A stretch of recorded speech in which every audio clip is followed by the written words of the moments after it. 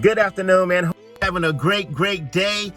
Today I want to talk to you about rich and wealthy. You know, we've seen Chris Rock. We've seen people talk about you're not rich or you're wealthy and what lasts longer and how things go when it comes to finances and just having a great life, period.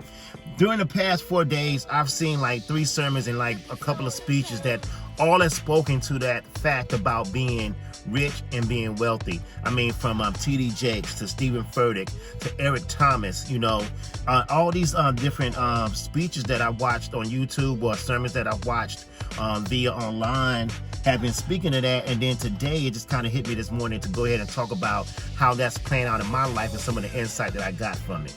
I want to say to you this, and Eric Thomas put it together really well. You know, being rich means you have resources. You know, you have the ability to go get things and things that you need. And being wealthy is determined by how much value you bring to the marketplace or to the world. I say to the world because I consider the world my marketplace. I'm here to change my family's life and change anybody's life that I come in contact with. And that's just where I stand with it. But I spend a lot of time concerned about becoming rich. One of the things about being rich that everybody talks about is that resources. And we know that resources can dry up and change at the flip of a hat. Resources can be there 1 minute and they can be gone the next. But if you have value, you're bringing value to the marketplace or value to the world. Those people are wealthy because they can recreate any resources they need to recreate because of the value they bring to the world. Not only that, the value that they bring to the world change the lives of other people, their family, people that come in contact with them.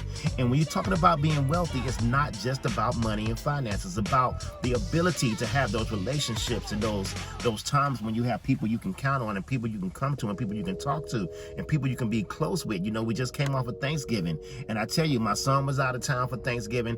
This is actually the first Thanksgiving that I really spent by myself. And I came here a really reality check about the value that I bring to the world. I'm gonna give you some insight on how this is playing out in my life right now. During the time right now, I'm working on my 2020 goals and calendar, like a yearly goals, 6-month goals, and I got a 12-week plan to jumpstart all of these goals that I've had. And one of the planners that I'm using, the next question was, well, who do you need to meet within the next year and connect with to help you achieve your goals? And I had a hard time answering that. As many people as I come in contact with, as many people as I network with, am I really networking up? Am I networking with people that are bilateral on a level where, hey man, let's take this resource, combine these things, and let's take this to the next level? Now, I have met some people that are aligned with things that I'm trying to do, but I put forth the effort to build that relationship with them, to get closer, so that when it comes time to jump this thing off, without a shadow of a doubt, we're gonna move forward. Made me look at myself a little bit.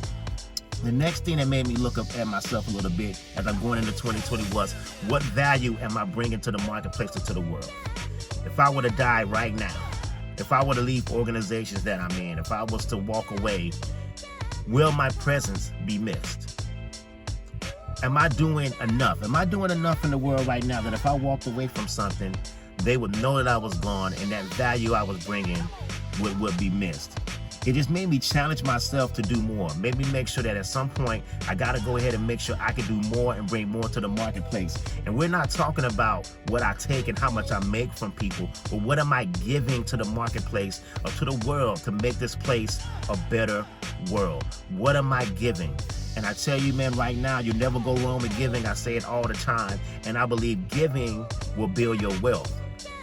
Working, getting your contracts, hustling, it'll build your riches. It'll build your resources. But if you want wealth, you got to learn how to give.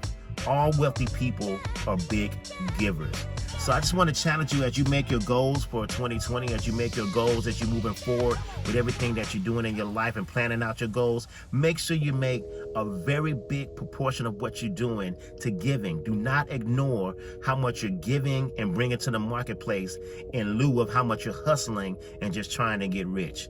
Because I'm telling you, that's where I'm at with it right now. I know how to go out and hustle. I know how to get rich. I know how to go out there and make my businesses work, and I'm going to scale those businesses. but on top of that, I am dedicated to giving more and bringing more to the marketplace, and bringing more to my family, bringing more to my son, bringing more to my mother, my sisters, bringing more to my co-workers, the people that I net with, bringing more to my organizations, the fraternities that I'm in, to my Mason brothers, to my Kaplan brothers, bringing more into the church. When I find a church home, bringing more into that church and bringing something to the marketplace, that where the things that I've learned, the wisdom that God has put in my life, the blessings that he's given me, I can pour those things out and give those out to other people, pressed down, shaken down, overflowing out into the world.